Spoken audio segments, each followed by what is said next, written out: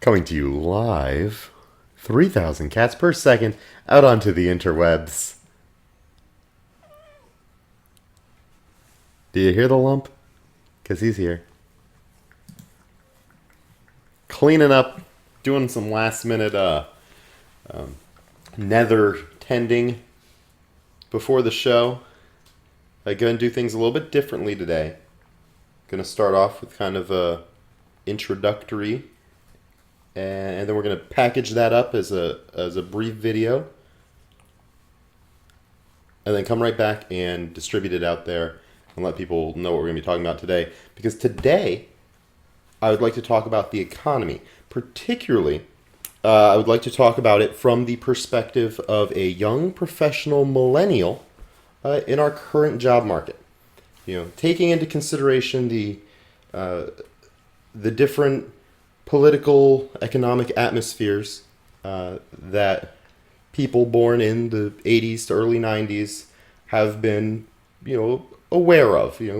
Teenage to adult, present of mind for, just kind of the perspective that a young professional, born in mid 80s, such as myself, or thereabouts, would have, looking at the current economy. Because the millennial generation, I've seen typified as, sort of a lazy and entitled and, distracted by their technology gizmos and such. And I'm interested to know, where's the incentive? What's the motivation? What is it about the current economy and the current job market and the current, workaday life that should be appealing to an up-and-coming young professional, the millennial generation, as we rise into a position of a little bit more control, a little bit more of a stake in our own future. What should motivate us, and what should be an incentive for us to want to engage in the two-party political system that just allows money to sit there and fight with itself and distract us from the real issues.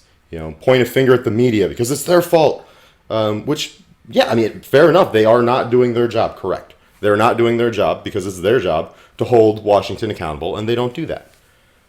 And when someone in red tells you that the blue team is doing it wrong, that's correct. The blue team is doing it wrong. And when someone in blue tells you the red team is doing it wrong, that is also correct.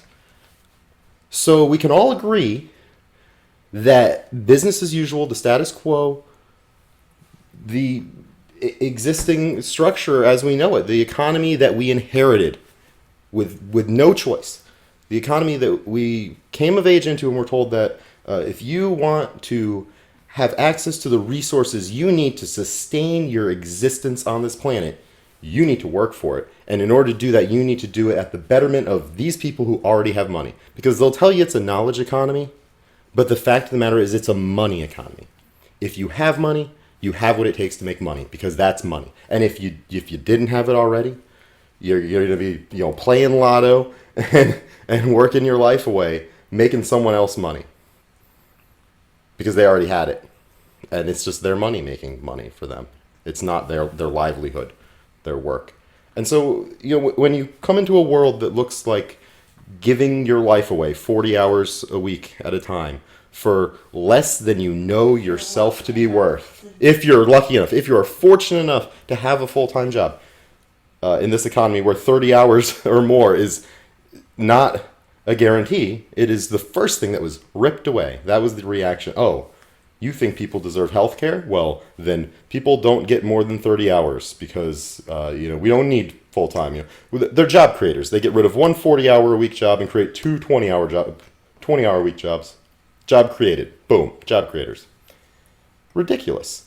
The sociopathic, greedy, money over all else attitude in our present economy is not something that's enticing to a generation that grew up with the belief that we can be whatever we want to be. We have the potential to be great. We have these magical little devices and we can talk to the world over. And we've been exposed to just a whole different way of thinking Yet we're expected to go out there and toil away our lives, our hours, the limited resource that we do have, the limited life hours that we have on this planet. We're expected to trade those away for less than we know them to be worth under penalty of death. That is insanity. And we're looked at like, oh, you're just a lazy, entitled person. What, for thinking that by virtue of existing on this planet, I have an equal stake and an equal right to being here and breathing the air and eating what grows from the ground and having the space that I need to be comfortable? And so, yeah, okay, sure, But I go out there and I work too, I work for a living, and that is not the deal that is offered. And I'm not alone in that. And yeah, of course, I'm fortunate. There are people who are living in Walmart parking lots. And absolutely, the person who is inside working for minimum wage on food stamps because their company doesn't pay them enough to afford the food that the company sells. Yeah, that person works for a living and has money to spend, But the fact that the grocery budget of someone on food stamps is larger than the grocery budget of someone who's working for a full-time living and then can only get $50 in assistance because how dare they go out and work for a living to pay their rent and their car insurance and the costs of living to be the clean, decent person who shows up for work on a daily basis, and all of these other ancillary expenses that are associated with going out there and putting on the costume and pretending that this is what our lives are for. This is what we should be doing with our time. Of course, this is a great idea. Let's just toil away in wage slavery and debt slavery until we're all just dead. And then we'll leave it to another generation to do it. And while we're at it, hey, let's borrow off of them. Let's borrow off of this future. We're here. Hey, what's up, guys? Hey there, past government that borrowed from future. Future has arrived. I wasn't cool. I didn't sign off on that check. And they still expect us to, pay? Okay, sure thing. Righto. Get real. Right? You really think that we're going to show up to work for 30, 40 more years?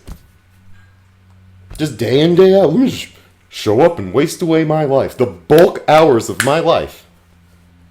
Have nothing to show for it. Have my job just disappear from under me like I've seen, countless members of the generation before us, our parents, watch their entire livelihoods, watch them toil away their lives for the benefit of corporations that they have no heart and they have no soul. Surprise! We got all these people who show up to work every day and act like they're a shareholder. Well, guess what?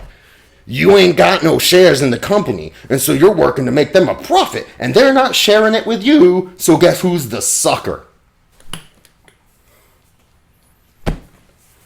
And I'm a crazy person because I see the reality of what people are actually doing with their life. Well, I got bills, I got responsibilities, I got people who depend. Well, yeah, we all do.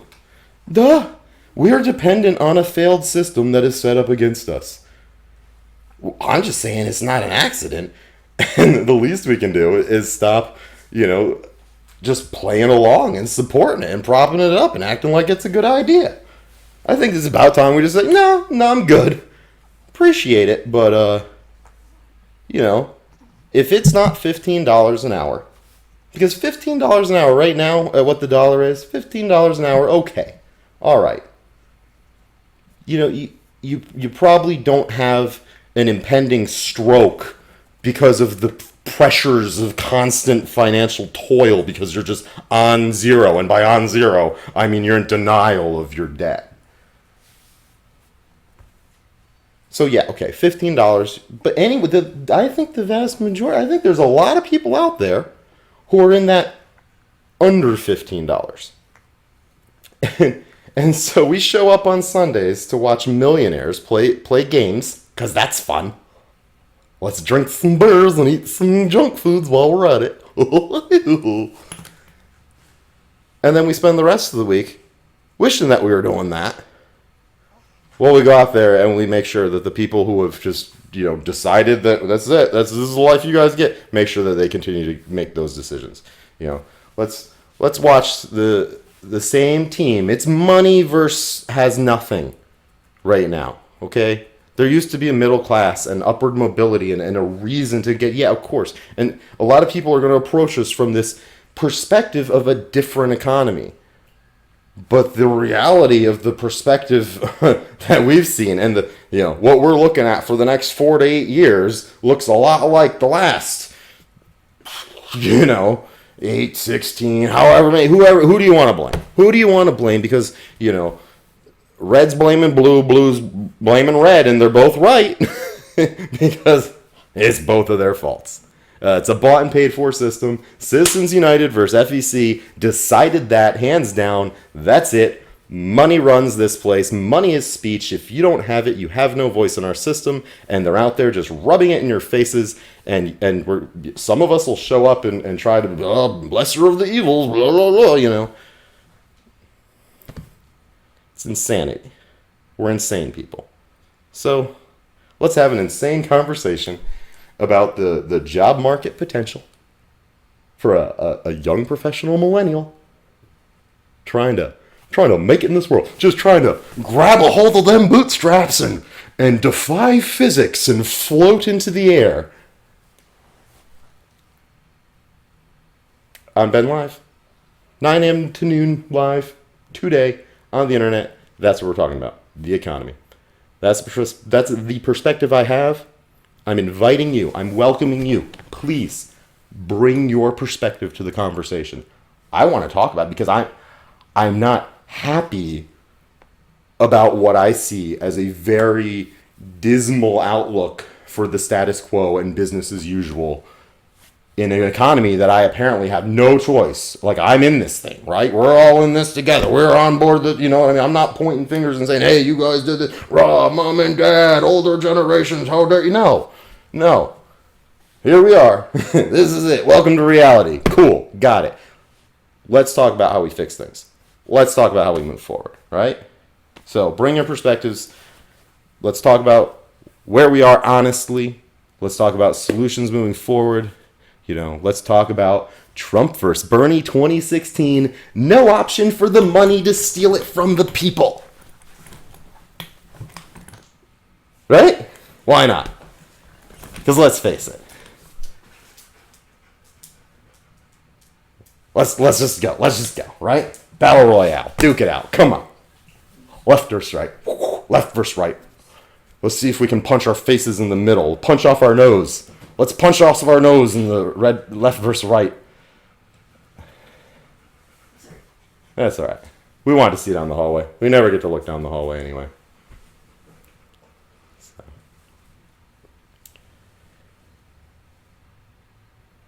All right, let's stop it there.